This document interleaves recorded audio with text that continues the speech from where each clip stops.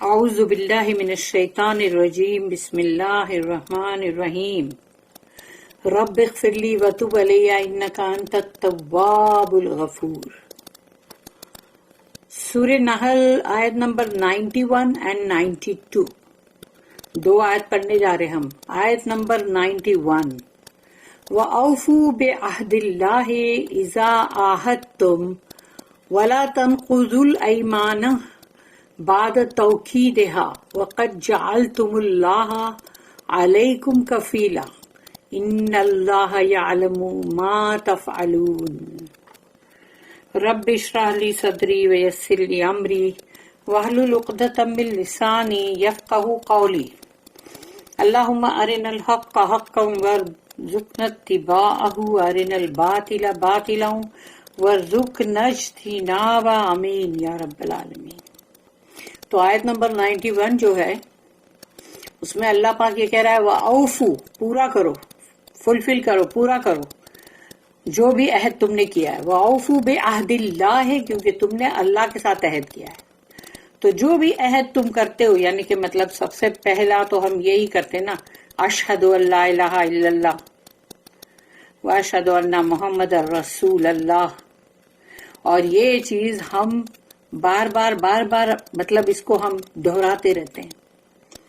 تو یہ یاد رکھو کہ یہ اللہ کے ساتھ کیا ہوا ایک عہد ہے جو کہ سب کو پورا کرنا ہی ہے، کیونکہ نہیں کرنے پر بھی اکاؤنٹنگ ہوگی نا پھر۔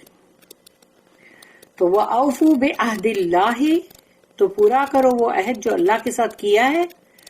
اِذَا عَاهَدتُّمْ، جب تم وہ عہد کرتے ہو، یعنی اس میں داخل ہوتے ہو، اس عہد میں، اس کویننٹ میں۔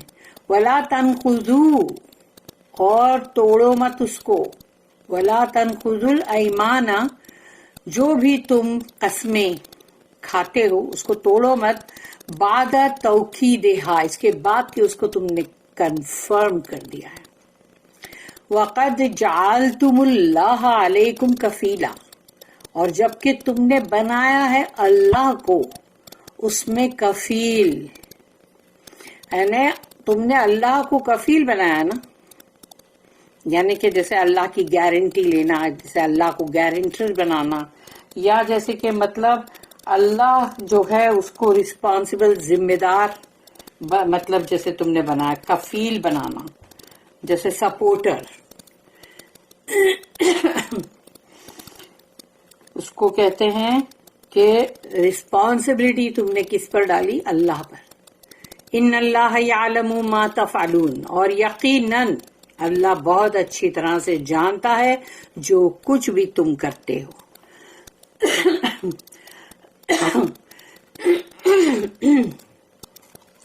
گلے میں اتنی خراش ہے۔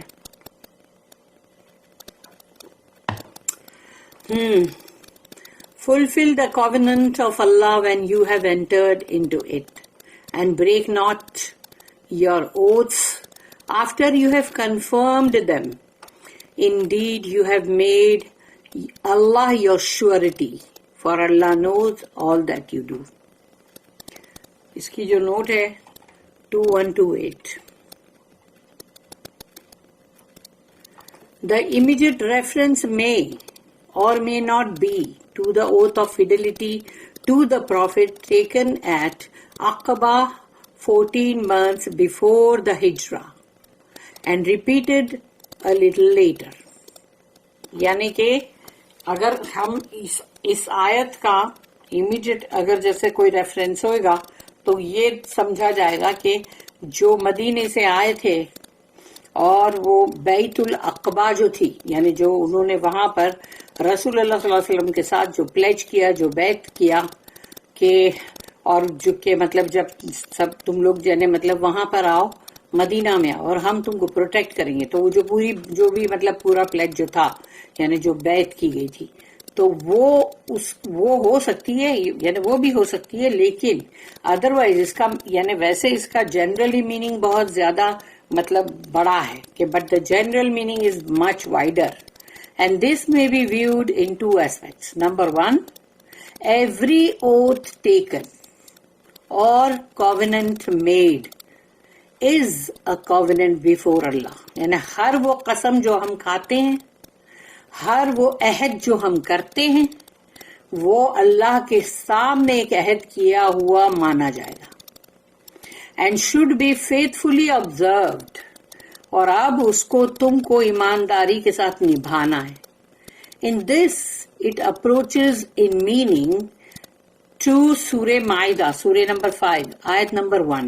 اس کی سورہ معاہدہ کی پہلی آیت میں ہی ہے کہ جو تم نے عہد کیا ہے اس کو مطلب پورا کرو، نبھاؤ. چاہے وہ تم نے جو بھی جہاں پر بھی کوئی بھی کانٹریکٹ سائن کیا، میرج کانٹریکٹ ہو، بزنس کانٹریکٹ ہو، یا تمہاری جاب کا کانٹریکٹ، یا بچے کو اسکول میں ڈالا وہ کانٹریکٹ، کچھ بھی ہو، اس کو پوری طرح سے نبھاؤ. اور نمبر 2 جو ہے ان پرٹیکولر، یعنی دیکھا جائے تو every Muslim makes by the profession of his faith a covenant with Allah. یعنی ہر مسلمان جو ہے وہ جب یہ کہتا ہے کہ اشہد ان لا الہ الا اللہ، وہ اپنے ایمان کا مطلب جو ہے وہ اس کا کنفرم کرتا ہے نا بار بار، اور اللہ کے سامنے وہ عہد کرتا ہے. And he confirms that covenant every time he repeats that profession. یعنی جب وہ جو اللہ کے سامنے ہے نا، وہ کہ جو تم کہتے ہو نا کہ اشہد ان لا الہ الا اللہ یا لا الہ الا اللہ، تو یہ جو تمام جو بھی بولتے ہو تو یاد رکھو کہ صرف وہ منہ سے، ہر مسلمان جو ہے اس کو وہ بار بار بولتا ہی ہے، اور اس کو اس کا برابر اگر اس نے نہیں اس پر عمل کیا تو اس کو اس کا بہت بڑا جواب دہ ہونا پڑے گا اللہ کے سامنے قیامت کے دن. تو and he confirms that covenant every time he repeats that profession. He should therefore faithfully observe the duties taught to him by Islam. اسلام کے اندر جو کچھ بھی فرائض اس کو بتائے گئے ہیں، اس مسلمان کو وہ فرائض کو بہت ہی ایمانداری کے ساتھ نبھانا ہے. آیت نمبر 92.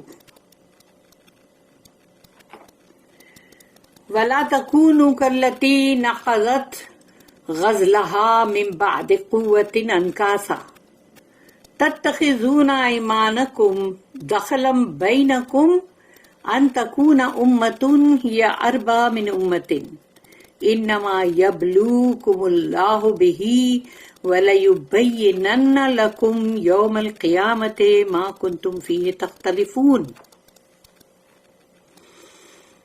اب یہ ہے آیت زبردست. وَلَا تَكُونُوا، اور مت بن جاؤ اس کی طرح.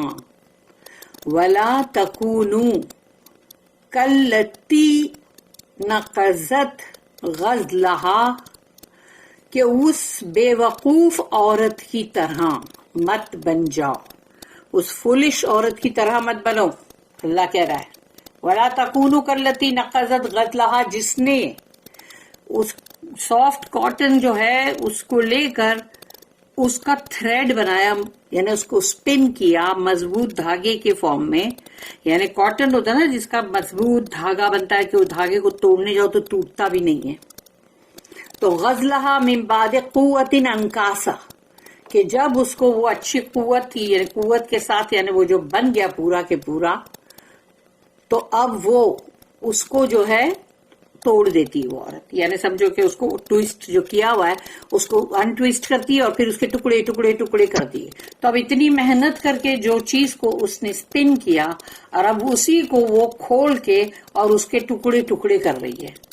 تو یعنی کہ کیا فائدہ کہ وہ جو اس نے، یعنی اس سے بہت سارے جگہ پہ میننگ نکلتے ہیں کہ جب کوئی چیز تم جب کر لیتے ہو اور پھر بعد میں تم اس کی کیئر نہیں کرتے اور اس کے مطلب ایسے ہی کر دیتے ہو جیسے کہ اس عورت نے اس کے ٹکڑے ٹکڑے کر دیے.